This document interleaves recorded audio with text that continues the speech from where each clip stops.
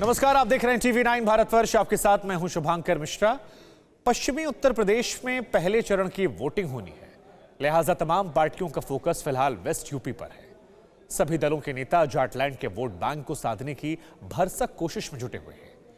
BJP के तमाम नेता समाजवादी पार्टी के गुंडाराज का जिक्र कर रहे हैं, मुजफ्फरनगर के दंगों की याद दिला रहे हैं, तो वहीं अखिलेश यादव और जयंत चौधरी किसान आंदोलन के आसरे जाटों को साधने की कोशिश में लगे हैं।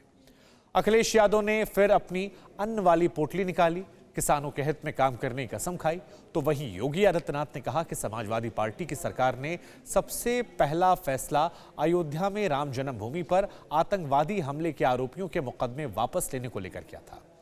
हमने सरकार बनते ही किसानों को कर्ज माफ किया है। अब सवाल यह खड़ा होता है कि 2022 में जाटों पर मुजफ्फरनगर पैक्ट कितना असर डालेगा। इस रिपोर्ट के जरिए समझने की कोशिश करते हैं।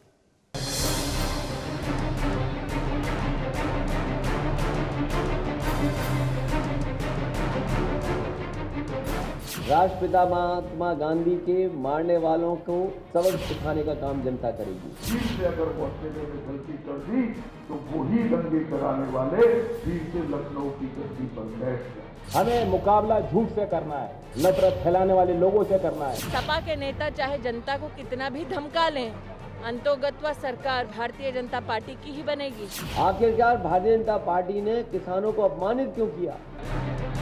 देवबंद में अमित शाह, बागपत में सीएम योगी, मेरठ में स्मृति ईरानी, इटावा में जेपी नड्डा, अखिलेश और जयंत बैठे थे गाजियाबाद में। ये जाटलैंड की जबरदस्त सियासी जंग की तस्वीरें हैं। गृह मंत्री, मुख्यमंत्री, केंद्रीय मंत्री से लेकर मुख्यमंत्री बनने की मशक्कत करने वाले तक तमाम सियासी दिग्गज जोर आजमाइश कर रहे हैं पश्चिमी उत्तर प्रदेश में। पश्चिमी उत्तर प्रदेश में 136 सीटें हैं, जहां पिछली बार बीजेपी ने सबसे ज्यादा 108 सीटें जीतकर सरकार बनाई थी।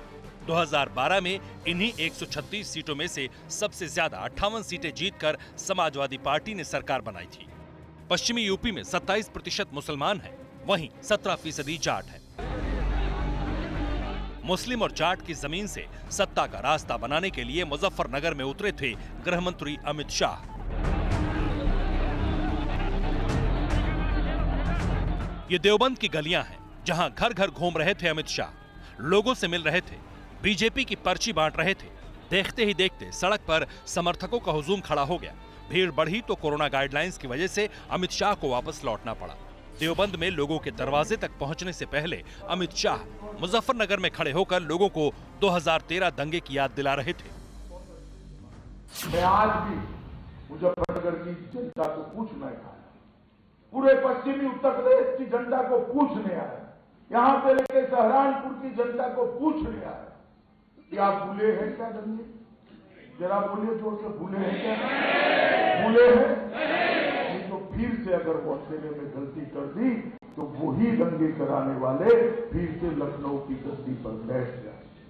अगर कमल चुना तो दंगे नहीं होंगे। हमारे शासन में उत्तर प्रदेश के अंदर एक भी बड़ा दंगा नहीं हुआ। दंगा करने वाले जेल की सलाखों के पीछे। सिर्फ अमित शाह ही नहीं है जो मुजफ्फरनगर दंगे की बात कर रहे हैं। योगी आदित्यनाथ ने भी जाटलैंड में खड़े होकर 2013 के दंगों का जिक्र किया। मुजफ्फरनगर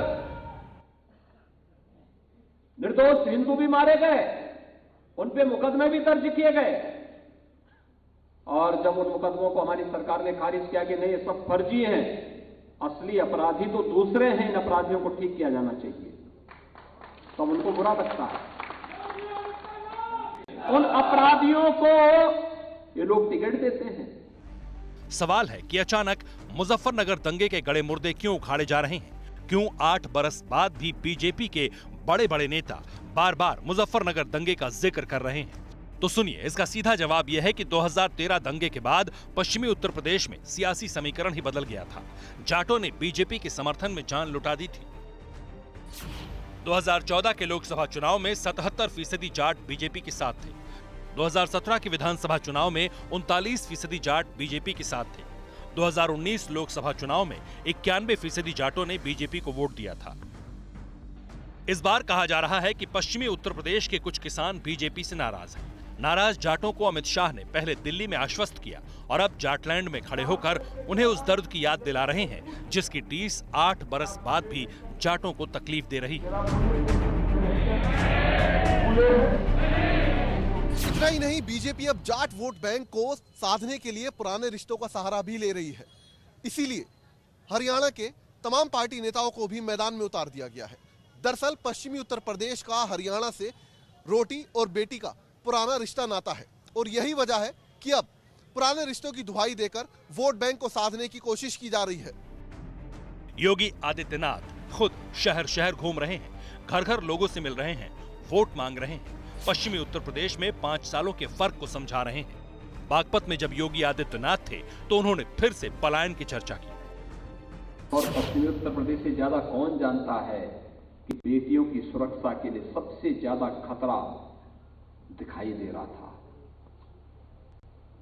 व्यापारियों का अपहरण होता था। 5 साल के बाद जब हम लोग अपना रिपोर्ट कार्ड लेकर के जनता जनार्दन के बीच आए हैं, आज मैं कह सकता हूं कि अब किसी सचिन और किसी गौरव जैसे युवकों को अपना बलिदान नहीं देना पड़ेगा किसी वाहन की रक्षा। जाटलैंड के मैदान में बीजेपी की पूरी फौज उतरी हुई है।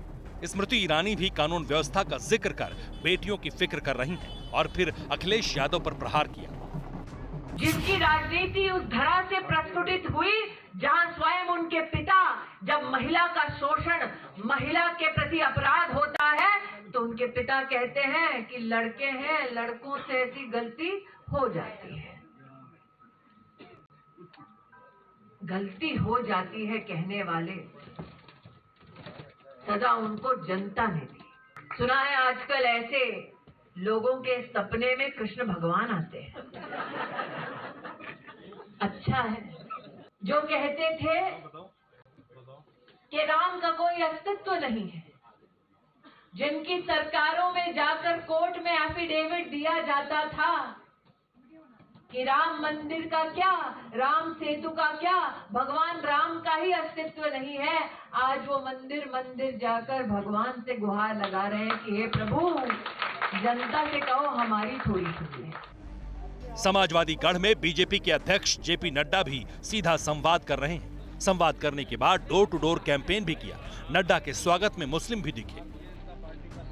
कई लोग आकर्षित करने के लिए भ्रमित भी करते रहते हैं और भ्रम में डालते रहते हैं। मैं ये फ्री कर दूंगा, मैं वो फ्री कर दूंगा, मैं खुद मालूम नहीं कि अपने कब फ्री हो जाएंगे।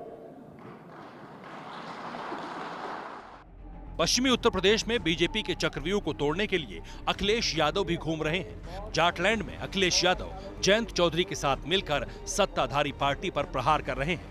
याद दिला रहे हैं कि बीजेपी ने किसानों को आतंकी तक कहा था। जो किसानों को आतंकवादी, जो किसानों को मवाली कह रहे थे, आखिरकार भारतीय जनता पार्टी ने किसानों को अपमानित क्यों किया? ये अन्न संकल्प के लिए हम पोटी लेके चलते हैं। यही अन्न है जो हमें और आपको जिंदा रखता है। किसान जो हमें पेट भरता है और कपड़े दे पहनाता है, उसके हक में हम दोनों लोग लगातार इसी तरह से संकल्प करते रहेंगे और लड़ाई लड़ते रहेंगे जब तक भारतीय जनता पार्टी को हटा न लें और उत्तर प्रदेश से सफाया न कर दें। लाल टोपीधारी अखिलेश यादव आजकल लाल पोटली लेकर इसलिए घूम रहे हैं ताकि खुद को जाटों से सीधा कनेक्ट कर पाएं। क्योंकि पश्चिमी यूपी में करीब 17% जाट हैं। 120 सीटों पर जाटों का असर है। 45 से 50 सीटों पर जाट सीधा जीत हार तय कर सकते हैं। 11 जिलों में जाट निर्णायक भूमिका में है। अखिलेश यादव किसान आंदोलन के आसरे जाट मुस्लिमों की एकता की बात कर रहे हैं। तथाकथित जाटों की पार्टी के नेता भी किसान आंदोलन की आग को फिर से फूंक मारकर धधकाने की कोशिश में है ताकि मजहबी ध्रुवीकरण पर जातीय ध्रुवीकरण भी साबित हो। जिस तरीके से लखीमपुर में किसानों को कुचला और जो तैयारी 28 जनवरी की शाम को सरकार और सरकारी गुंडों ने कर रखी थी, यहीं लोनी के भारतीय जनता पार्टी के विधायक की जो मंशा थी, कोई भी किसान बिरादरी से आने वाला व्यक्ति उस बात को भुला नहीं पाया। एक तरफ वो सरकार है जो किसानों को दबाना चाहती है जहां कोई सुनवाई नहीं होती। हमें मुकाबला झूठ से करना है, अफवाह फैलाने वाले लोगों से करना है, नफरत फैलाने वाले लोगों से करना है। हालांकि जयंत चौधरी और अखिलेश के किसान प्रेम को योगी आदित्यनाथ पुरानी फाइलों के सहारे झूठा साबित करने के प्रयास कर रहे हैं। और 12 में जब समाजवादी पार्टी में सरकार आने के बाद मुख्यमंत्री के पास पहला फैसला लेने के लिए फाइल आई थी, तो उन्होंने पहला फैसला क्या किया था मालूम है? अयोध्या में राम जन्मभूमि पर आतंकी हमला करने वाले आतंकवादियों की मुकदमों को वापस लेना है। लेकिन 2017 में जब भारतीय जनता पार्टी की सरकार आई और मेरे सामने आया कि मुझे पहले कौन से निर्णय लेने हैं, मैंने कहा पहले अन्नदाता किसानों का कर्ज माफी का कार्यक्रम होगा। 86 लाख किसानों का 36,000 करोड़ रुपए का कर्ज माफ हुआ। शब्द शब्द पर काउंटर एनकाउंटर चल रहा है। बीजेपी के तमाम नेता और अखिलेश यादव एक दूसरे पर शब्द बाणों की बौछार कर खुद को किसानों या कहिए जाटों का मसीहा साबित करने में जुटे हैं। जाटों को साधने के लिए खुद प्रधानमंत्री मोदी भी 31 जनवरी को वर्चुअल रैली करने वाले हैं। जाहिर है ये सब कुछ जाट वोट बैंक को साधने की कवायद है, ताकि जाट जिसके साथ होगा सत्ता में उसी की ठाठ होगी। Bureau report, TV9 Bharatvarsh.